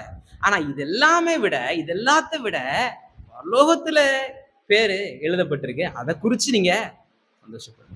அப்ப எத்தனை வசனங்கள் பாருங்க. பழைய ஏற்பாட்டுல மோசே சொல்றாரு, தாவீது சொல்றாரு, மல்கியா தீர்க்கதரிசி சொல்றாரு, புதிய ஏற்பாட்டுல இயேசு கிறிஸ்து சொல்றாரு, இன்னும் நம்ம வாசிச்ச இந்த பிலிப்பியர்ல அப்போஸ்தலனாகிய பவுல் சொல்றாரு. 4ஆம் அதிகாரத்துல 3ஆம் வசனத்துல பிலிப்பியர் நிருபத்துல பவுல் சொல்றாரு, ஜீவ புஸ்தகம்ன்ற பேரே தெளிவா சொல்றாரு. நீங்க வெளிப்படுத்தல் புஸ்தகத்துல பாத்தீங்கன்னா அநேக வேத வசனங்கள் இந்த ஜீவ புஸ்தகத்தை குறித்துதான வெளிப்பாடுகளை நமக்கு தருது. குறிப்பா பாத்தீங்கன்னா 13ஆம் அதிகாரம் 8ஆம் வசனத்தை பாருங்க. வெளிப்படுத்தல் 13:8 அடிக்கப்பட்ட ஆட்டுக்குட்டியினுடைய ஜீவ புஸ்தகத்தில் பேரெழுதப்பட்டிராத பூமியின் குடிகள் யாவரும் அதை வணங்குவார்கள். இப்ப சபையின் காலகட்டத்தில் இருக்கும், 7வது திருச்சபையின் காலகட்டத்தில் இருக்கிறோம். ராப்சர் எடுத்துக்கொள்ளப்படுதல்ன்றது வரப்போகுது. இதெல்லாம் நம்ம தெளிவா பார்த்துருக்குறோம். இந்த ராப்சருக்கு அப்புறம் 7 வருடம் பெரிய உபத்திரவம் இருக்கு. இந்த உபத்திரவ காலத்தை குறித்துதான் நீங்க பாத்தீங்கன்னா தானியேல் புஸ்தகம் 12ஆம் அதிகாரத்துல 1ஆம் வசனத்துல நீங்க வாசி பாத்தீங்கன்னா இந்த உபத்திரவ காலம் அப்படின்றத ரொம்ப தெளிவா தானியேல் சொல்றாரு. தானியேல் 12:1 நீங்க வீட்டுல போய் வாசிச்சு பாருங்க. அதுல இந்த ஜீவ புஸ்தகத்தை குறித்து ஒரு காரியமும் அங்க இருக்கு. நீங்க வீட்டுல போய் வாசிச்சு பார்த்துட்டு என்னன்னு சொல்லுங்க என்கிட்ட. இதான் ஹோம்ஒர்க். அப்ப என்ன சொல்லியிருக்காருன்றதை என்கிட்ட நீங்க அப்புறம் சொல்லுங்க. இப்ப இந்த 7 வருட உபத்திரவத்துல யார் அந்த மிருகத்தை வணங்குவா? 2ஆம் வருகைக்கு முன்பாக வெளிப்படுத்தல் 19ஆம் அதிகாரத்துல ஆண்டவர் பகிரங்கமா வெளிப்படுறதுக்கு முன்பாக இந்த 7 வருட உபத்திரவ காலகட்டத்துல யார் அந்த மிருகத்தை வெளிப்பட்ட மிருகத்தை வணங்குவானா? ஜீவ புஸ்தகத்துல பேர் எழுதி இல்லாதவர்கள் என்ன பண்றாங்க? வணங்குறாங்க. பேர் எழுதியிருக்கவங்க எங்க போயிட்டாங்க? பரலோகத்துக்கு போயிட்டாங்க. இங்க இல்ல. இப்ப சபை எடுத்துக்கொள்ளப்பட்டது. சிலர் இருக்கிறாங்க, பேர் எழுதப்பட்டவங்களும் சில பேர் இருப்பாங்க. அதற்கென்று தங்களை ஊழியத்திற்கென்று அந்த ஒரு ஊழியத்திற்கென்று ஒப்பு கொடுத்தவங்க இருப்பாங்க. அதை குறிச்சுலாம் நம்ம எஸ்கட்டாலஜி ஸ்டடீஸ்ல நம்ம தெளிவா பார்த்துருக்கிறோம். ஆனா சபை எடுத்துக்கொள்ளப்படும். அதான் நிஜம். அந்த நிஜம்ன்றது ரொம்ப முக்கியம். அது ரொம்ப ரொம்ப அவசியம் தெரிஞ்சுக்குது. அப்ப யாரு வணங்குவாங்கன்னா, ஜீவ புஸ்தகத்துல பேர் இல்லாதவங்க மிருகத்தை வணங்குறாங்க. இன்னும் 17ஆம் அதிகாரத்துல கூட இந்த வசனம் அப்படியே போட்டிருக்கு பாருங்க. 17:8 என்ன போட்டிருக்கு பாருங்க. 17:8 நீ கண்ட மிருகம் முன்னே இருந்தது, இப்பொழுது இல்லை. அது பாதாளத்திலிருந்து ஏறி வந்து நாசமடைய போகிறது. உலக தோற்றம் முதல் ஜீவ புஸ்தகத்தில் பேரெழுதப்படாத பூமியின் குடிகளும் இருந்ததும் விராமல் போனதும் இனி இருப்பதுமாய் இருக்கிற மிருகத்தை பார்த்து ஆச்சரியப்படுகிறார்கள். அந்த ஜீவ புஸ்தகத்துல பேர் எழுதப்பட்டு இராதவர்கள் அந்த மிருகத்தை பார்த்து ஆச்சரியப்படுறாங்க. இன்னும் 20ஆம் அதிகாரத்துல வெளிப்படுத்தல் 20ஆம் அதிகாரத்துல 12ஆம் வசனத்துல பாத்தீங்கன்னா மரித்தோராகிய இது 2ஆம் வருகை. இப்ப இவ்வளவு நேரம் 13ஆம் அதிகாரம் 17ஆம் அதிகாரத்துல வாசிக்கிறதுலாம் இந்த உபத்திரவ காலகட்டத்துல நடக்குது. இப்ப 20ஆம் அதிகாரத்துல நான் வாசிக்கிறது 2ஆம் வருகை. பகிரங்கமா ஆண்டவர் பூமிக்கு வந்துடுறாரு, யுத்தம் செய்யறாரு. யுத்தம் செஞ்சு அதுக்கப்புறம் நடக்குது.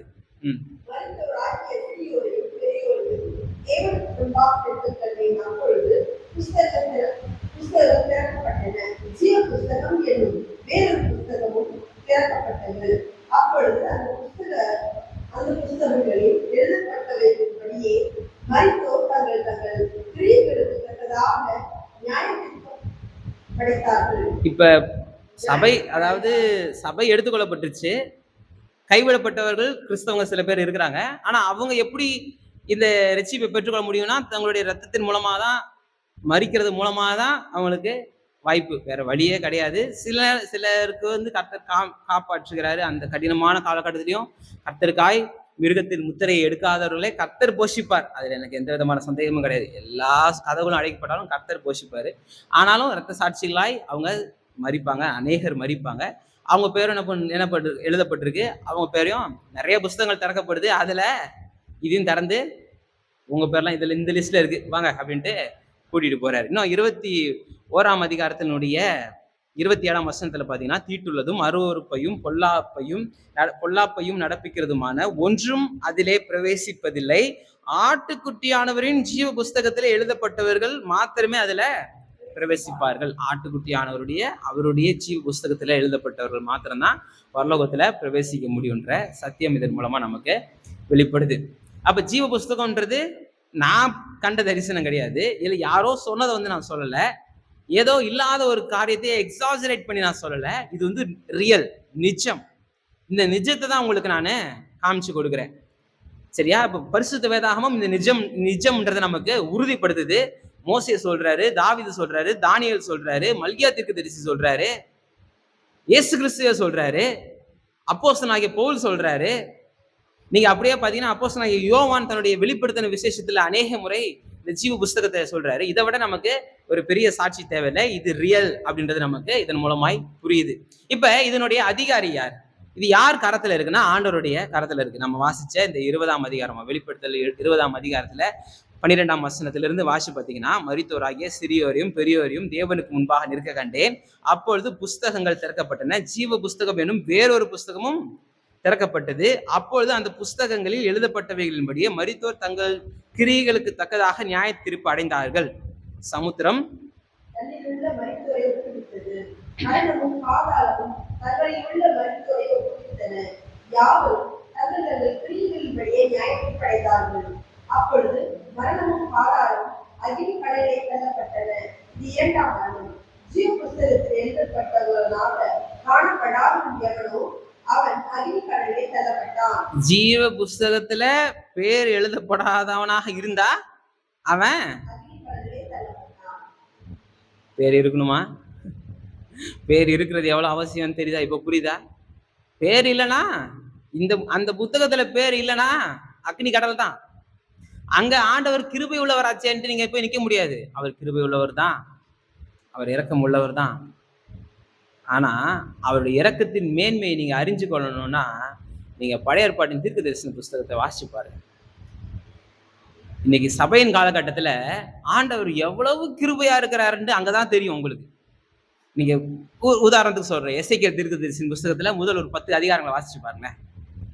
அந்த ஜனங்க செய்த தவறுகளுக்கு தக்கதாக அவங்க எப்படி நியாய தீர்ப்பு அடையறாங்கன்றத பாருங்க. இன்னைக்கு அதை விட அருவருக்கத்தக்க மோசமான செயல்களை இன்னைக்கு சபையின் நடுவே கிறிஸ்தவர்கள் செய்தாலும் தண்டனை இல்லாம இருக்கிறாங்க. அவங்க கிருபையின் காலகட்டத்தில் இருக்கிறாங்க. கர்த்தர் மன்னிக்கிறாரு.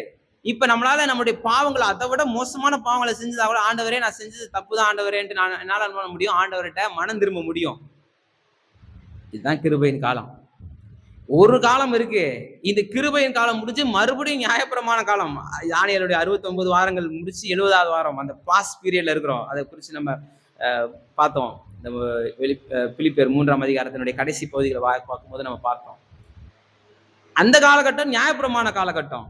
அப்ப சட்டம் தான்.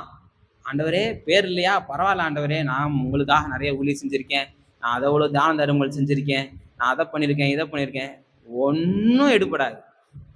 பேர் இருந்தா உள்ள போவீங்க, பேர் இல்லைன்னா அக்னி கடல், அவ்வளவுதான். பேர் ரொம்ப முக்கியம். ஜீவ புஸ்தகத்துல நம்முடைய பேர் இருக்கிறது ரொம்ப ரொம்ப முக்கியம், ரொம்ப ரொம்ப அவசியம் இல்ல. 21, 27 பாத்தீங்கன்னா, ஆட்டுக்குட்டியானவரின் ஜீவ புஸ்தகத்தில் இதுல ரொம்ப தெளிவா போட்டிருக்கு பாருங்க. இந்த புஸ்தகத்தினுடைய ஓனர் யாரான்னு கேட்டா ஆண்டவராகிய இயேசு கிறிஸ்து. சர்வத்தையும் சிருஷ்டித்தவர், சர்வ வியாபி, சர்வ ஞானி, இப்படி அவருக்கு என்ன பேரோட அங்க சொல்லியிருக்கலாம்.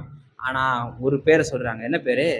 ஆட்டுக்குட்டியானவர், அடிக்கப்பட்டவர், பழுதற்றவர், நமக்காக பதிலானவர். இப்ப ஜீவ புஸ்தகத்துல உங்க பேர் இருக்கணும் அப்படின்னா இதை விசுவாசிக்கணும். இப்ப ஆட்டுக்குட்டியானவர் எனக்காக பலி செலுத்தப்பட்டிருக்கிறாரு அப்படின்ற விசுவாசம் உங்களுக்கு இருந்துச்சு, அவரை நீங்க ஏற்றுக்கொண்டா மாத்திரம்தான் நீங்க என்ன பண்ண முடியும், ஜீவ புஸ்தகத்துல பேர் எழுதப்பட முடியும். நீங்க வாசிங்க மத்தேயு எழுதின சுவிசேஷத்துல 25ஆம் அதிகாரத்தை எடுத்துக்கோங்க. மத்தேயு 25:31 வாசிச்சு பாருங்க. 25:31 அன்றியும் மனுஷகுமாரன் தமது மகிமை பொருந்தினவராக சகல பரிசுத்த தூதரோடு கூட வரும் பொழுது, இது 2ஆம் வருகை. அந்த 24ஆம் அதிகாரம் 25ஆம் அதிகாரத்துல பாத்தீங்கன்னா சீஷர்களுக்கு பேசுறது, சபைக்கு பேசுறது, அதாவது ராப்சரை பத்தி பேசுறது, யூதர்களுக்கு பேசுறது, 2ஆம் வருகையை பத்தி பேசுறது. இது அந்த டிஃபரன்சியேஷன் நமக்கு புரியணும், சரியா? அந்த டிஃபரன்சியேஷன் நமக்கு தெரியும். மத்தேயு எழுதின சுவிசேஷம் 24:25 ரகசிய வருகையும் பகிரங்க வருகையும் ரெண்டுத்தையும், அந்த 2ஆம் வருகையும் ரெண்டுத்தையும் ஒன்னா என்ன பண்ணிட்டாங்க, சொல்லிட்டாங்க. ஒரு சொல்லி மாறி மாறி அந்த ஈவெண்ட்டை சொல்லிட்டாங்க. நம்ம பகுத்து பிரிச்சு கரெக்டா நம்ம பண்ணணும். இது பகிரங்க வருகை பத்தி சொல்லிட்டு இருக்கிறாரு. அப்பொழுது சகல ஜனங்களும் அவருக்கு முன்பாக சேர்க்கப்படுவார்கள். மெய்ப்பனானவன் செம்மறியாடுகளையும் வெள்ளாடுகளையும் வெவ்வேறாக பிரித்தது போல அவர்களை அவர் பிரித்து செம்மறியாடுகளை தமது வலது பக்கத்திலும் வெள்ளாடுகளை தமது இடது பக்கத்தில் நிறுத்துவார். அப்பொழுது ராஜா தமது வலது பக்கத்தில் இருப்பவர்களை பார்த்து, வாருங்கள், என் பிதாவினால் ஆசீர்வதிக்கப்பட்டவர்களே, உலகம் உண்டான முதல் முதலாக ஆயத்தப்பட்டிருக்கிற ராஜ்யத்தை சுதந்திரித்துக் கொள்ளுங்கள். பசியாயிருந்தேன், எனக்கு போஜனம் கொடுத்தீர்கள். தாகமாயிருந்தேன், தாகத்தை தீர்த்தீர்கள். அந்நியனாயிருந்தேன், என்னை சேர்த்துக் கொள்வீர்கள். வஸ்திரம் இல்லாதிருந்தேன், எனக்கு வஸ்திரம் கொடுத்தீர்கள். வியாதியாயிருந்தேன், என்னை விசாரித்து கொண்டீர்கள். காவலில் இருந்தே என்னை பார்க்க வந்தீர்கள் என்பார். அப்பொழுது நீதிமான்கள் அவருக்கு பிரதியுத்தரமாக, ஆண்டவரே, நாங்கள் எப்பொழுது உண்மை பசி உள்ளவராக கண்டு உமக்கு போஜனம் கொடுத்தோம்? எப்பொழுது உண்மை தாகம் உள்ளவராக கண்டு உடைய தாகத்தை தீர்த்தோம்? எப்பொழுது உண்மை அந்நியராக கண்டு உண்மை சேர்த்துக் கொண்டோம்? எப்பொழுது உண்மை வஸ்திரம் இல்லாதவராக கண்டு உமக்கு வஸ்திரம் கொடுத்தோம்? எப்பொழுது உண்மை வியாதி உள்ளவராகவும் காவல் இருக்கிறவராகவும் கண்டு எடுத்து வந்தோம் என்பார்கள். அதற்கு ராஜா பிரதியுத்தரமாக, மிகவும் சிறியவராகிய என் சகோதரரான இவர்களில் ஒருவனுக்கு நீங்கள் எதை செய்தீர்களோ அதை எனக்கே செய்தீர்கள் என்று மெய்யாகவே உங்களுக்கு சொல்கிறேன் என்பார். அப்பொழுது இடது பக்கத்தில் இருப்பவர்களை போதும். இப்ப வலது பக்கத்துல இருக்கிறவர்களை பார்த்து அவங்கள ஜீவ புஸ்தகத்துல பேர் எழுதப்பட்டவங்கள பார்த்து பேசுறாரு. இந்த ஜீவ புஸ்தகத்துல பேர் எழுதப்பட்டவங்க அவங்க கிரியைகள் எப்படி இருக்குன்றத இங்க சொல்றாரு. ஜீவ புஸ்தகத்துல பேர் எழுதப்படாதவர்களுடைய கிரியைகள் எப்படி இருக்குன்ட்டு அடுத்த வசனங்கள்ல 41, 42, 43, 44 வசனங்கள் 45 வசனங்கள்ல சொல்லியிருக்கு. 46ஆம் வசனத்துல பாத்தீங்கன்னா, அந்தபடி இவர்கள் நித்திய ஆக்கினையை அடையவும், யாரு? ஜீவ புஸ்தகத்துல பேர் எழுதப்படாதவர்கள் நித்திய ஆக்கினை அடையவும், ஜீவ புஸ்தகத்துல பேர் எழுதப்பட்டவர்களாகிய அந்த நீதிமான்கள் நித்திய ஜீவனை அடையவும் அப்படின்ட்டு ரொம்ப தெளிவா சொல்றாரு. இப்ப நம்முடைய பேர் அதில் இடம்பெற நாம் என்ன செய்யணும்? யாரு இந்த ஜீவ புஸ்தகத்தை குறித்தான ரியாலிட்டி நமக்கு எங்கன்னு தெரியுது? பரிசுத்த வேதாகமத்தின் மூலமா நம்ம கற்றுக்கொள்றோம். ரெண்டாவது, இந்த ஜீவ புஸ்தகத்தின் அதிகாரி யாரு? ஆண்டவர். மூன்றாவது, இத பேர் எழுதுறதுக்கு நான் என்ன செய்யணும் அப்படின்னா, இதுல என் பேர் இருக்கணும்னா நான் என்ன செய்யணும் அப்படின்னா, ஃபர்ஸ்ட் ஆண்டவர் மூலமாய் நம்ம பாவ மன்னிப்பை பெற்று இருக்கணும். அப்போஸ்தலர் நடவடிக்கைகள் 4ஆம் அதிகாரத்துல பாத்தீங்கன்னா, அப்போஸ்தலர் 4ஆம் அதிகாரம் 10 to 12 வாசிச்சு பாருங்க. அப்போஸ்தலர் நடவடிக்கைகள் 4ஆம் அதிகாரம் 10 to 12ஆம் வசனத்தை வாசிச்சு பாருங்க. உங்களால் சிலுவையில் அறையப்பட்டவரும் தேவனால் மரித்தோரிலிருந்து எழுப்பப்பட்டவருமாய் இருக்கிற நசரேயனாகிய கிறிஸ்து இயேசுவின் நாமத்தினாலேயே இவர் உங்களுக்கு முன்பாக சுத்தமாய் இருக்கிறார் என்று உங்கள் எல்லாருக்கும் இஸ்ரவேல் ஜனங்கள் எல்லாருக்கும் தெரிந்திருக்க கடவுது. வீடு கட்டுகிறவர்களாகிய உங்களால் அற்பமாய் எண்ணப்பட்ட அவரே உங்களுக்கு தனித்தல்ல ஆனவர். 12ஆம் வசனம் ரொம்ப முக்கியம். அவராலே அன்றி வேறு ஒருவராலும் ரட்சிப்பு இல்லை. இந்த ஜீவ புஸ்தகத்துல உங்க பேர் இருக்கணும்னா, நீங்க அந்த கோயிலுக்கு போறேன், இந்த கோயிலுக்கு போறேன், அந்த சாமியை கும்பிடுறேன், இந்த சாமியை கும்பிடுறேன், எல்லா தெய்வங்களும் ஒரே பாதையை கொண்டு போய் சேர்க்குது, all roads lead to Rome, டயலாக்லாம் பேசக்கூடாது. எல்லா மார்க்கங்களும் ஒரே இடத்த தான் கொண்டு போகுதுன்னு கிடையாது.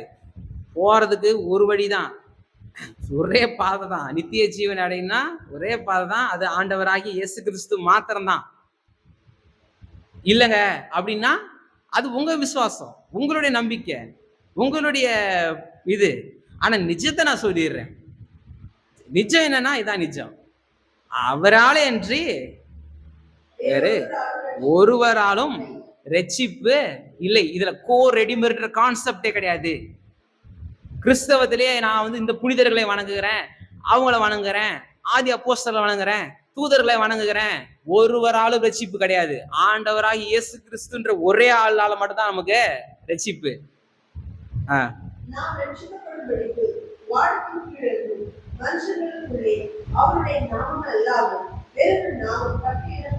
நம்முடைய ரட்சிப்புக்கு, நம்முடைய பாவ மன்னிப்புக்கு அவருடைய நாமமே அல்லாமல் வேறொரு நாமம் கிடையாது. there is no way, வேற வழியே கிடையாது, வேற மார்க்கமே கிடையாது. ரியாலிட்டி ரொம்ப ஈஸியான ரியாலிட்டி, ரொம்ப ஈஸியா ஏற்றுக்கொள்ள வேண்டியது. இதுல போறதுக்கு நீங்க எந்த விதமான பிராயச்சித்தமும் செய்ய வேண்டிய அவசியம் கிடையாது, எந்த பரிகாரங்களும் செய்ய வேண்டிய அவசியம் கிடையாது. உங்க இருதயத்துல விசுவாசிச்சு நாவனால் அறிக்கை செஞ்சாலே முடிஞ்சு போச்சு. நீங்க வாசிங்க 1 யோவானின் புஸ்தகம் 2ஆம் அதிகாரம் 12ஆம் வசனத்துல 1 யோவான் 2:12.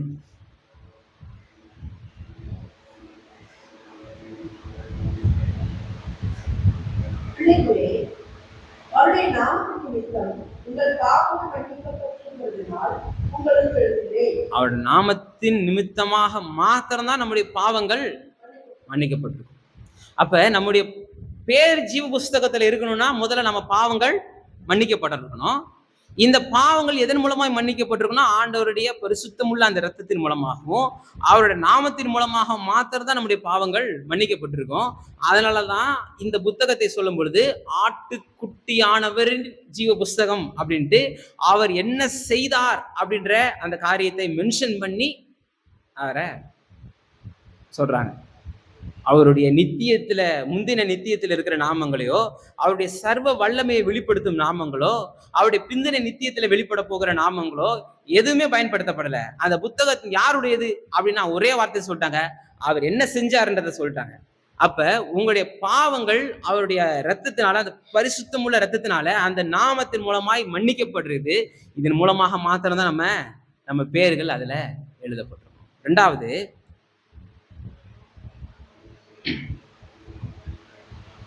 நாம மனம் திரும்புவதன் மூலமாய் நம்முடைய பேர்கள் எழுதப்படும். ஃபர்ஸ்ட் நம்ம பாவங்கள் மன்னிக்கப்படணும். அடுத்த ஸ்டெப் ஃபர்ஸ்ட் பாவம் மன்னிக்கப்பட்டிருக்கணும். ரெண்டாவது நம்ம மனம் திரும்பி இருக்கணும். நீங்க லூக்கா எழுதின சுவிசேஷம் 13ஆம் அதிகாரம், நான் எல்லாமே இதுதான் சுயமா நான் சொல்ல, நான் கற்பனையா சொல்ல. உங்க பேர் எழுதப்பட்டிருக்கணுமா, நீங்க அதை செய்யுங்க, இதை செய்யுங்க, அந்த கோயிலுக்கு போங்க, இந்த கோயிலுக்கு போங்க, அங்க போய் பல்ட்டி அடிங்க, இங்க போய் முட்டி போடுங்க, இங்க போய் தலையில தொங்குங்க, வவ்வால் மாதிரி இங்க 5-10 நிமிஷம் தொங்கினாதான் உங்களுக்கு ரட்சிப்பு. இது மாதிரி கதைலாம் நானு சொல்ல, வசனத்தை காமிச்சு கொடுக்குறேன். வசனத்தை பாருங்க. வசனம் சொல்றத நம்ம கீழ்ப்படிய போறோம். வசனம் சொல்ற ரியாலிட்டி நம்ம பார்க்கும்போது நமக்கு ரட்சிப்பு கிடைச்சிரும். என்னோட சுயமா நான் பேசல, வசனத்தை தான் நான் காமிச்சு கொடுக்குறேன். இப்ப நம்முடைய ஃபர்ஸ்ட் நம்ம பாவங்கள் மன்னிக்கப்பட்டிருக்கணும். ரெண்டாவது நம்ம மனம் திரும்பி இருக்கணும். அப்பதான் அந்த பேரு எழுதப்பட்டிருக்கும். என்ன போட்டிருக்கு பாருங்க, லூக்கா எழுதின சுவிசேஷம் 13ஆம் அதிகாரத்துல முதல் 3 வசனங்களை பாருங்க. சில கலிலேயருடைய இரத்தத்தை அவர்களுடைய பலிகளோடு கலந்திருந்தார். அந்த வேளையிலே அங்கே இருந்தவர்கள் சிலர் அந்த செய்தி அவருக்கு அறிவித்தார்கள். இயேசு அவர்களுக்கு பிரதியுத்தரமாக, அந்த கலிலேயருக்கு அப்படிப்பட்டவர்கள் சம்பவித்ததினாலே மற்ற எல்லா கலிலேயரை பார்த்தும் அவர்கள் பாவிகளாய் இருந்தார்கள் என்று நினைக்கிறீர்களோ? அப்படி அல்லவென்று உங்களுக்கு சொல்லுகிறேன். நீங்கள் மனம் திரும்பாமல் போனால் எல்லாரும் அப்படியே கெட்டுப் போவீர்கள். மனம் திரும்பாமல் போனா மன்னிப்படைஞ்சிட்டேன் அப்படின்ட்டு மனம் திரும்புதல் இல்லைன்னா மன்னிப்பை பெற்றுக்கொண்டதுக்கான அர்த்தமே இல்லாம போச்சுல்ல. இன்னைக்கு ஹைப்பர் கிரேஸ் என்ற டாக்டரின் எப்படி வந்துடுது? ஆண்டவர் மூலமா ரசிக்கப்பட்டியா, நீ எப்படி வேணா வாழ்ந்துக்கோ. அப்ப எப்படி வேணா வாழ்ந்துக்கோன்ற போது நம்ம ஆண்டவரை ஏற்றுக்கொள்ளன்றதை நம்ம அறிவிக்கிறோம் இல்ல. நம்ம ஒரு விசுவாசத்துல இருக்கணும்னா நம்ம என்ன நம்முடைய விசுவாசம் என்ன போதிக்குதோ அதை நம்ம நிறைவேற்றணும் இல்ல. நம்ம விசுவாசம் என்னத்தை நம்ம கற்றுத்தருதோ அதுல அந்த பாதையில இருக்கணும்ல. இல்லைன்னா நான் அந்த பாதையில தான் இருக்கிறேன், நான் எப்பேற்பட்ட வாழ்க்கை வேணா வாழ்வேன், நான் என்ன வேணா எது வேணா செஞ்சுக்கிட்டு இருப்பேன், ஆனா ஆண்டவர் பிள்ளை நானு. எல்லாருமே ஆண்டவருடைய பிள்ளைங்க தான், அதுல மாற்றம் கிடையாது. ஆனா அது உங்களை நரகத்துக்கு போகிறது தடுக்காது. உங்க பேரு ஜீவ புஸ்தகத்துல இருந்தாதான் உங்க பேரு அதுல இருந்தா மாத்திரம்தான் நீங்க நரகத்துக்கு போகாம தடுக்கப்பட முடியும். பரலோகத்துக்கு போகணும்னா ஜீவ புஸ்தகத்துல பேர் இருக்கணும். பாவங்கள் மன்னிக்கப்பட்டிருக்கிறது மாத்திரமல்ல, மனம் திரும்பி இருக்கணும். நீங்க அப்போஸ்தலர் நடபடிகள் 3ஆம் அதிகாரத்தை வாசிச்சு பாருங்க. இன்னும் நிறைய வேத வசனங்களை காமிக்க முடியும். நான் நேரம் இல்லாததுனால நான் சுருக்கமா சில வசனங்களை மாத்திரம் தான் நான் காமிக்கிறேன். ஒரு அடிப்படையான வசனங்களை மாத்திரம் தான் காமிக்கிறேன். பைபிள் மொத்தமே அதோடைய ஹோலிஸ்டிக் மொத்த வியூல நீங்க பாத்தீங்கன்னா அது இப்படிதான் போதிக்குது. அதனுடைய சில முக்கியமான வசனங்கள் தான் உங்களுக்கு நான் காண்பிக்கிறேன். அப்போஸ்தலர் 3ஆம் அதிகாரம் 19-20 வாசிச்சு பாருங்க.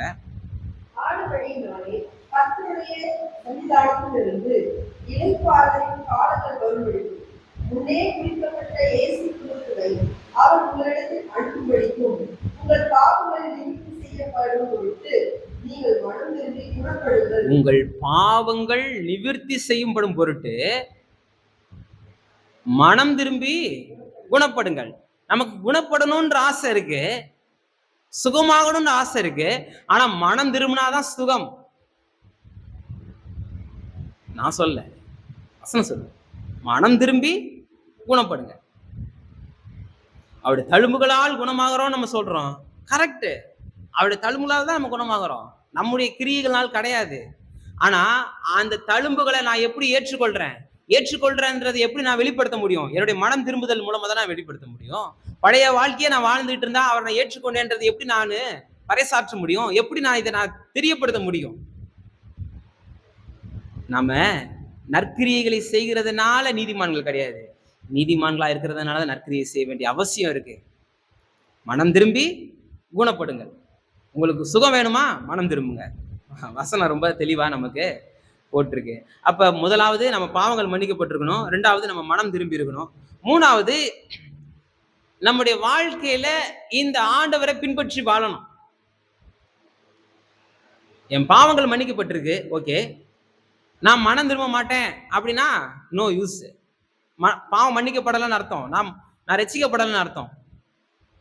சரி, நான் ஒரு காலகட்டத்தில் நான் பாவம் நான் மனம் திரும்பிட்டேன். இந்த மனம் திரும்புதலுக்கு ஏற்ற கனிகளை நான் தொடர்ந்து தரல, என்னுடைய வாழ்க்கை அது நேரம் பயணிக்கல, நான் பின்மாற்றத்துல போயிட்டேன் அப்படின்னாலும் டேஞ்சர்ல தான் இருக்கீங்கன்னு அர்த்தம்.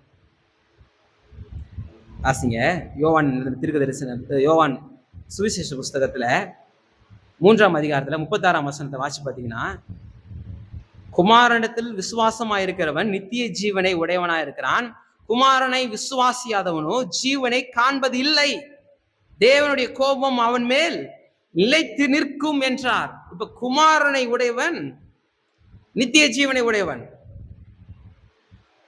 விசுவாசத்தை கிரியைகள்ல வெளிப்படுத்தணும். யாக்கோபு ரொம்ப தெளிவா சொல்றாரு, கிரியைகள் இல்லா விசுவாசம் செத்தது. நான் ஆண்டவரை விசுவாசிக்கிறேன்னு சொல்லியும் என்னுடைய கிரியைகள் அதை வெளிப்படுத்தலைன்னா அது செத்தது. அது உயிர் இல்லாத விசுவாசம், அது ஜீவன் இல்லாத விசுவாசம், அது நித்திய ஜீவனுக்கு உங்களை கொண்டு போய் சேர்க்காது. வசனம் ரொம்ப தெளிவா நமக்கு ஒதுக்குது. நீங்க ரோமர் நிருபத்துல 10ஆம் அதிகாரம் 9-10 வசனத்தை வாசி பாருங்க.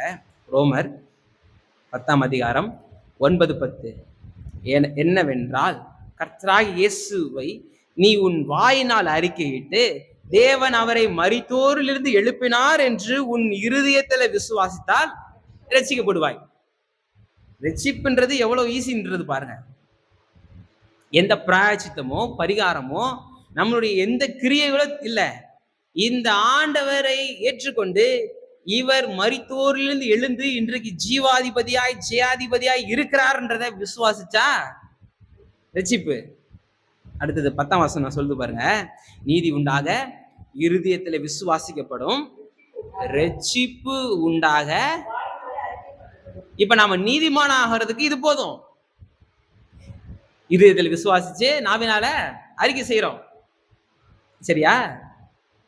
இப்ப நீதி உண்டாக இருதயத்தில் விசுவாசிச்சா போதும். எந்த கிரியைகளும் நம்மளை நீதிமானாக்காது. நம்மளுடைய விசுவாசம் தான் நம்மளை நீதிமானாக்கும், சரியா? இப்ப இந்த வசனம் எவ்வளவு தெளிவா போட்டிருப்பாருங்க. நீதி உண்டாக இருதயத்தில் விசுவாசிக்கப்படணும் பற்றும். நீங்க உங்களுடைய விசுவாசம், நீங்க ஆண்டவரை நீங்க ஏற்றுக்கொண்ட அந்த விசுவாசம், இந்த ஆண்டவரை சொந்த ரட்சகராய் ஏற்றுக்கொண்ட உங்களுடைய அந்த விசுவாசம் தான் உங்களை நீதிமானா மாற்றுது. இப்ப ரட்சிப்பு உண்டாக, எந்த ரட்சிப்பு இது? நித்தியத்திற்கான ரட்சிப்பு, நித்தியத்திற்கு நேரான ரட்சிப்பு, இழந்து போகாத ரட்சிப்பு. இது உண்டாக வாயினால அறிக்கை. இது என்ன அப்படின்னா, அது ஒரு கிரியை, சரியா? நாவு நம்ம அது ஒரு மாம்சம். சில காரியங்களை கரெக்டா புரிஞ்சுக்கணும். நாவு மென்ஷன் பண்ணப்பட்டிருக்குது, அங்க மாம்சம் இருதயம்ன்ற மென்ஷன் பண்ணப்பட்டிருக்குது, அது ஆவிக்குரிய ஜீவியம். வாய் நாவு இந்த வார்த்தைகள் சொல்லப்படுறது என்ன? அது மாம்சத்தை குறிக்கிறது, வெளிப்படையான கிரியைகளை குறிக்கக்கூடியது. இப்ப நீதி உண்டாகணுமா, நீங்க நீதிமானா மாறணுமா, உங்களுடைய எந்த நீதியும் கர்த்தர் உங்களை நீதிமான் அழைக்கிறதுக்கு போதாது. ஆனா கர்த்தர் உங்களை நீதிமானா மாற்றாரு. எப்படி நீதிமானா மாற்றாரு? நீங்க அவர் மீது வைக்கும் விசுவாசத்தினால உங்களை நீதிமானா மாற்றாரு. இப்ப நீதிமானா மாத்திட்டாரு. இப்ப இந்த நீதிமானாக்கப்பட்ட நீங்க ரட்சிப்பை நிறைவேற்றி கொள்ளணும், ரட்சிப்பை நீங்க பரிபூர்ணப்படுத்திக் கொள்ளணும், ரட்சிப்பை நீங்க பூரணப்படுத்திக் கொள்ளணும், ரட்சிப்பை இழந்து போகக்கூடாது அப்படின்னா அது உங்க கிரியைகள்ல வெளிப்படணும்.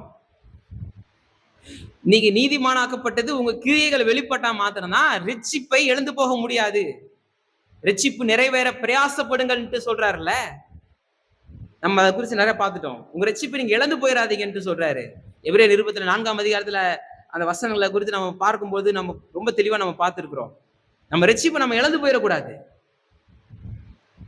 சரி, என் பேர் ஆண்டவர் எழுதிட்டாரு ஜீவ புஸ்தகத்துல. இது ஒரு நாள் அழிக்கப்படாதா?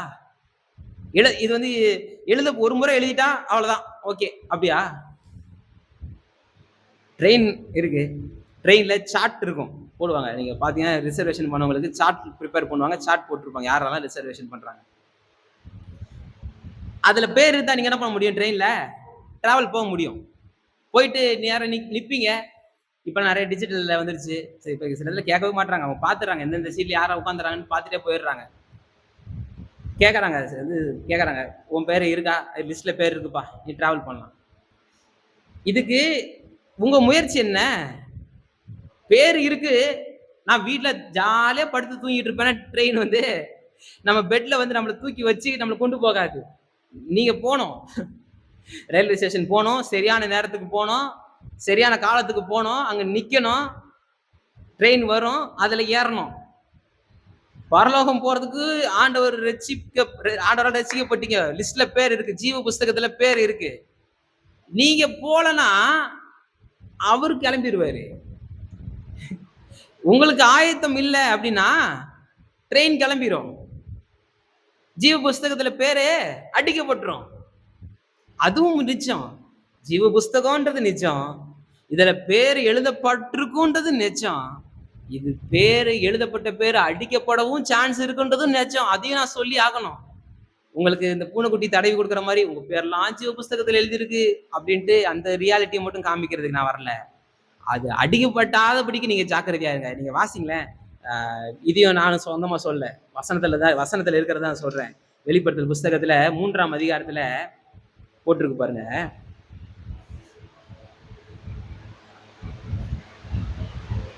நான்காம் வசனத்திலிருந்து வாசி பாருங்க. ஆனாலும் தங்கள் வஸ்திரங்களை அசுஸ்திப்படுத்தாத சில பேர் சர்தையிலும் உனக்கு உண்டு. அவர்கள் பாத்திரவான்களபடியால் வெண்வஸ்திரம் தரித்து, அதாவது தூய்மையாய் ஆண்டோரோடு கூட நடக்கிறவர்களாய் இருக்கிறாங்க. ஜெயம் கொள்ளுகிறவனோ அவனுக்கு வெண்வஸ்திரம் தரிக்கப்படும். ஜீவ புஸ்தகத்திலிருந்து அவனுடைய நாமத்தை நான் கிறுக்கி போடாமல். அப்ப யாரு ஆண்டவருக்கு பாத்திரமாய் நடக்காம, தூய்மையான வாழ்க்கையை வாழாம, ஆண்டவருடைய சித்தத்தை சுமந்து கொண்டு வாழாம இருக்கிறார்களோ, இப்படிப்பட்ட ஆயத்தம் இல்லாதவர்களுடைய பெயர்கள் லிஸ்ட்ல இருந்து நீக்கப்படும். ஜாக்கிரதை. லிஸ்ட்ல பேர் இருக்கு, ஆண்டவரை நான் ஏத்துக்கிட்டேன், சொந்த ரட்சகரை ஏத்துக்கிட்டேன், இருதயத்துல விசுவாசிக்கிறேன், நாவினால அறிக்கை செய்யறேன், ஆண்டவரை நான் நேசிக்கிறேன் அப்படின்னு சொல்லிட்டேன், சர்ச்சுக்கு போறேன், காணிக்கை கொடுத்துடுறேன், இதெல்லாம் பரலோகம் கொண்டு போகாது. இந்த சர்ச்சுக்கு போனா பரலோகம் போயிடலாம், அந்த சர்ச்சுக்கு போனா பரலோகம் போயிடலாம், வாய்ப்பே கிடையாது. உங்க பேரு ஜீவ புஸ்தகத்துல இருக்கணும், அது கிறுக்கப்படாம இருக்கணும். கிறுக்கப்படக்கூடாதுன்னா இந்த இடத்துல என்ன சொல்லியிருக்கு? எப்படி போட்டிருக்கு? பாத்திரவான்களாய் அவங்க நடந்திருக்கிறாங்க, ஆண்டவருடைய சித்தத்தை சுமந்து பரிசுத்தமான ஒரு வாழ்க்கையை வாழ்ந்திருக்கிறாங்க. அப்படிப்பட்டவங்க தான் ஜீவ புஸ்தகத்துல பேர் வந்து நிரந்தரமா எழுதப்பட்டிருக்கு. இன்னைக்கு நம்முடைய நடைகளை காத்துக்கொள்ளும் பொழுது, சத்தியத்தை கேட்டிருக்கும் பொழுது, உங்க வாழ்க்கையில இப்ப நமக்கு சான்ஸ் இருக்கு. இப்ப காலம் நமக்கு அந்த சான்ஸ் கொடுத்துருக்கு. இன்னைக்கு அந்த சான்ஸ் இருக்கு. ஆனா ஒரு நாள் சான்ஸ் இல்லை. ஒரு நாள் அது எப்போ வரும்? அது எப்பயோ ஒரு நாள் வருமா? அப்படி கிடையாது. இன்னைக்கு நைட்டே கூட ஆயிடலாம். இன்னைக்கு நைட்டே கூட ஆண்டவருடைய வருகை என்ன பண்ணலாம்? வந்துடலாம். மத்திய வானத்துல அவர் வெளிப்படும் போது இன்னைக்கு நைட்டே கூட நம்ம எடுத்துக்கொள்ளப்பட்டுடலாம். அதுக்கப்புறம் இந்த 7 வருட உபத்திரம்லாம் ரொம்ப டேஞ்சர், ரொம்ப கஷ்டம். அங்கெல்லாம் போயிட்டு நீங்க உங்க விசுவாசத்தை நிரூபிக்க வேண்டிய காலகட்டம்லாம் ரொம்ப கஷ்டம். அதுக்கு பார்த்துக்கலாம் நினைக்காது. இன்னைக்கு பரிசுத்த ஆவியானவர் இருக்கிறாரு. இன்னைக்கு சுதந்திரமாய் சபை திறந்திருக்கு. இதுல வந்து உட்காராதவங்க, பரிசுத்த ஆவியானவர் உங்களை வழிநடத்தி கொண்டு வரும்போது வராதவங்க, வசனம் கையில இருக்கு, இது யாரும் உங்க கையில இருந்து புடுங்கிறது கிடையாது, ஆனாலும் இப்போ உங்களுக்கு வேத வசனத்தை திறக்க முடியல, உங்களால வாசிக்க முடியலன்றவங்க, அன்னைக்கு பரிசுத்த வேதாகமம் இருக்காது, சபை இருக்காது, பரிசுத்த ஆவியானவர் இருக்க மாட்டாரு. எப்படி உங்க விசுவாசத்தை நீங்க காத்துக்கொள்வீங்க? அதனால அது ரொம்ப டேஞ்சரு. அதனால இன்றைய ரட்சணை நாள், இன்றைய மனம் திரும்பிருங்க. சத்தியத்தை கேட்குறீங்களா? ஒருவேளை ஆண்டவரே என்னுடைய நடைகள் ஏதாவது உமக்கு பிழையா இருக்குதா? என்னுடைய காரியங்கள் ஏதாவது உமக்கு பிரியமில்லாத காரியங்களா இருக்கா? என்னை நீர் கிருபையாய் மன்னிங்கன்னு சொல்லும்போது, நிச்சயமாய் அவர் மன்னிக்கிறதற்கு அவர் உண்மையும் நீதியும் உடையவராய் இருக்கிறார். அவர் மனம் மாறுறவர் கிடையாது. அவர் அவர் வந்து மனம் அதாவது ஒரு பெரிய கொடுங்கோலாளன் கிடையாது. மன்னிக்கிறதுல தயவு பெருத்தவர். உங்க பேரு ஜீவ புஸ்தகத்துல இருக்கிறத நீங்க உறுதிப்படுத்திக்கோங்க. ஒவ்வொரு நாளும் உறுதிப்படுத்திக்கோங்க. ஆண்டவரே என்னுடைய நாமம் அது இருக்கும். ஏன்னா இருந்தாதான் படுறோம். அதனால இந்த காரியங்களை ஞாபகம் வச்சுக்கோங்க. தொடர்ந்து கர்த்தருடைய ஆவியானவர் நம்மை வழி நடத்துவாராக. ஆமென். நாம் அனைவரும் எழுந்து நிற்கலாம்.